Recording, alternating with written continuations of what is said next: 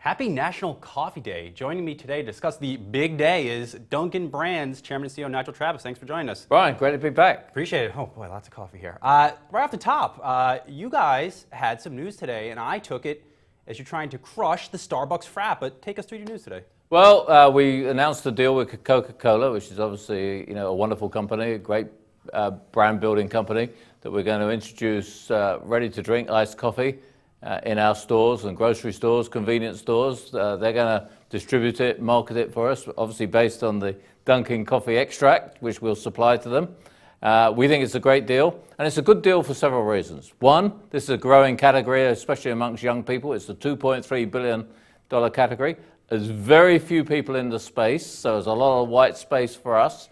Unlike when we went into K-Cups, when in K-Cups there was a lot of competition, even some of them called donut.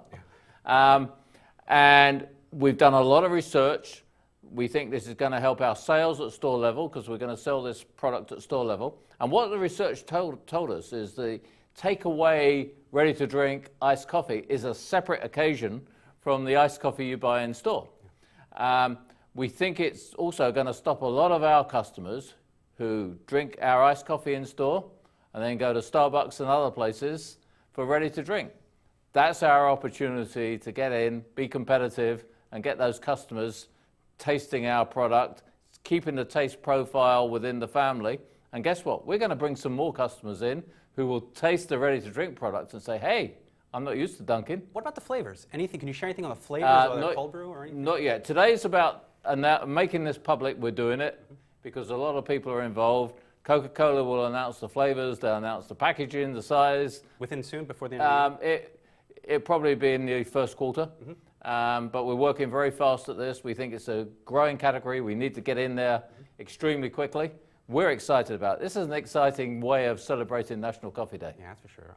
So I was looking back over the second quarter, and something you said stuck with me. You said the consumer was in a, quote, a funk. Do you still see that now?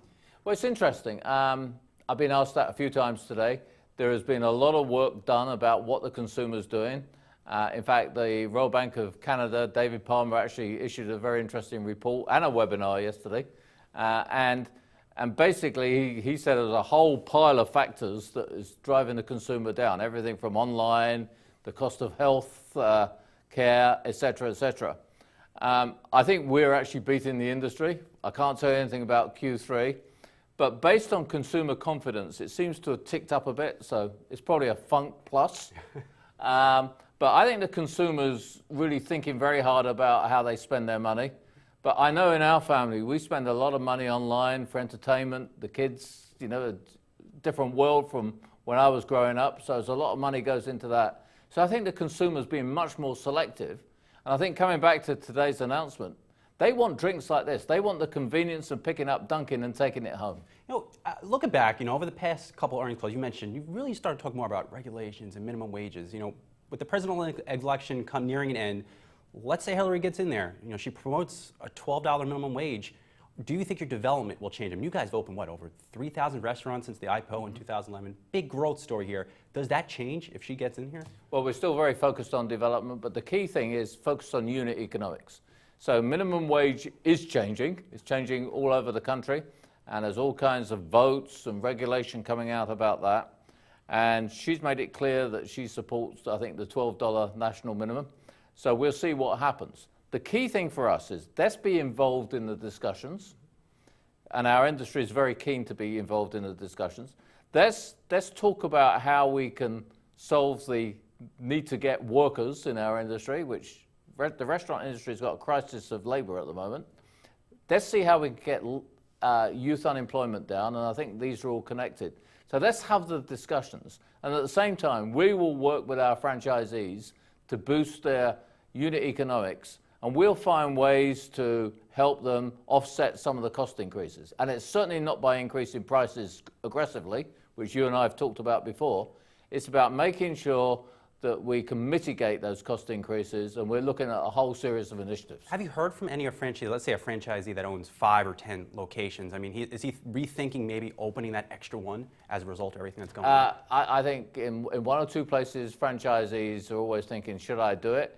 But it's not just minimum wage. They're concerned about the amount of regulation You know, life is getting complicated. That's what they will constantly tell me. But I don't want you to take away that we're not hitting these problems head on. We talk to legislators all the time. We're very focused on what's happening in Washington.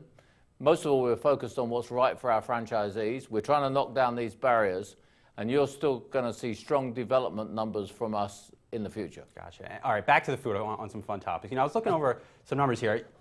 Evening transactions are about 30% of your business. Seems like a big opportunity to get people in for the evening hours. You know, I go to a Dunkin' Donuts, I don't necessarily see a steak sandwich. Are you focusing on that as you look toward next year? Am I expect some kind of dinner food from you guys? I think the answer is clearly no. I think, you know, what we've determined by looking at what we're good at, we're good in the morning. The breakfast category is growing very strongly. We have great beverage products, we have great food products, so we're building on that. I think what you will see from us increasingly is a focus on two things. Beverages, which we're clearly a powerhouse, and today's announcement makes it even stronger, and a to-go brand. People love the fact they can go into Dunkin' Donuts, get it quickly, get it through the drive-through, order it on the app, on the go, and we're going to keep enhancing that. So that's going to be our focus. Yeah, sure, we still want people to come in the evening, but companies have to be focused. We're focused on beverages and on the go, and we're going to make it even better and easier for our customers. And lastly, is there any scoop you can give us on the bacon? I think you were looking at improving it at the end of the year. It's in my head because we just sat down with Panera Bread and they came out with clean bacon. Are you doing something like that? We're looking at our bacon very closely, as I think we've discussed many times before. We continually upgrade our products, and I think bacon is on the list. All right, good stuff. Well, good luck this quarter. I'll talk to you soon. Thank you very much.